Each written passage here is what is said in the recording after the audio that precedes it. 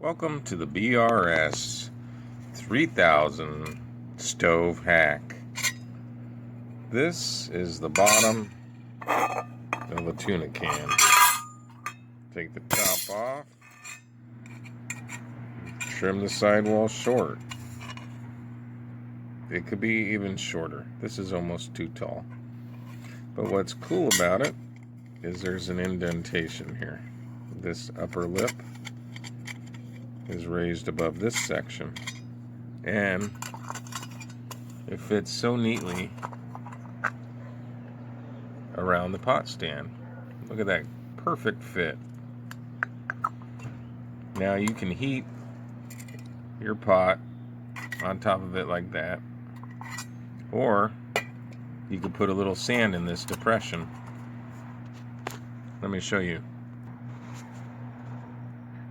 Okay, so you can see I took a little sand and I put it in the depression. Okay, never mind that bucket that's in focus. We're looking at the torch, the stove rather. Anyhow, this tuna can be used without sand to diffuse the heat, but the sand helps even more. And that seems to be a bit of a problem when you're cooking in a titanium pot and not just doing a boil and dump into a mountain house. For instance, when I cook Knorr's noodles like Alfredo, you're always burning the middle. So that has forced me to think outside the box. While this heats up, I'll tell you, I tried to use the lid just because the lid has a very short lip when using a safety cutter. I thought the lid might work, but this center doesn't have enough of a depression. But the bottom of the can does. When you're dealing with this lack of depression, the pot doesn't set stable. It rocks with the center of the lid being the fulcrum. But here with the bottom of the can, it sets on the rim and doesn't make contact with the center. Creates a very stable platform for the pot.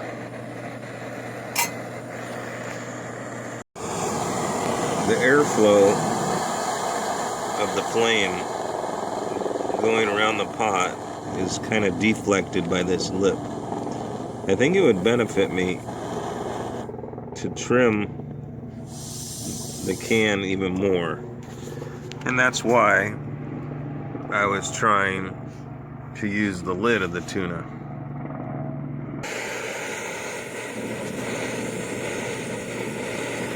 Okay, I had to relight it. So I found you just keep that flame a little more choked down, not too crazy. It works pretty good. Like I said, I'd like to improve that. I did think about punching holes around it, leaving that lip longer, and maybe the holes would let the flame through. This is very early stage, so it's still coming up to temperature. I'll show you in a minute. I would say that it slows down your boil time a little bit, because obviously you got to heat the sand. But if you're actually trying to do some cooking, I found it helpful. Now normally when you're boiling, the center is the only thing that's really getting hot. But you can see here how evenly the bubbles are distributed. And when you don't use sand, you get more of a ring of bubbles towards the outside edge where the pot is making contact with the can. But with the sand in place, it's an even more even heat distribution. I'll come back when it's really boiling.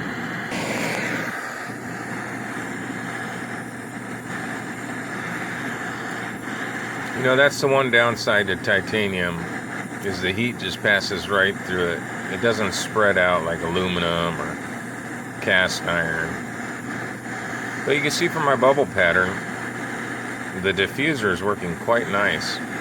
And the benefit of putting sand on it is you can find sand and dirt anywhere you go. So you only have to carry the light steel bottom of the tuna can. It really has helped me cook more evenly inside of my titanium pot.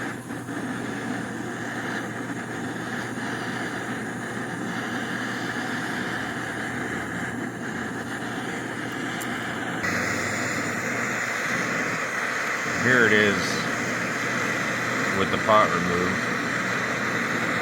You can see how much of the area is heated up, especially now that the pot is gone. It's really starting to glow. I better turn it down.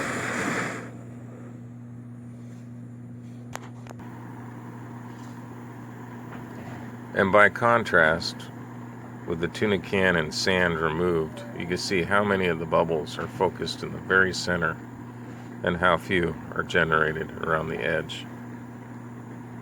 Less even, definitely less even without the diffuser. So in summary, for just about 9 grams, you can have a very lightweight, compact diffuser. And if you could tolerate the slower timing that it takes to come up to temperature and bring your water to a boil, you will appreciate the ability to simmer and cook your food at low temperatures without scorching the center. Give it a try. Let me know what you think.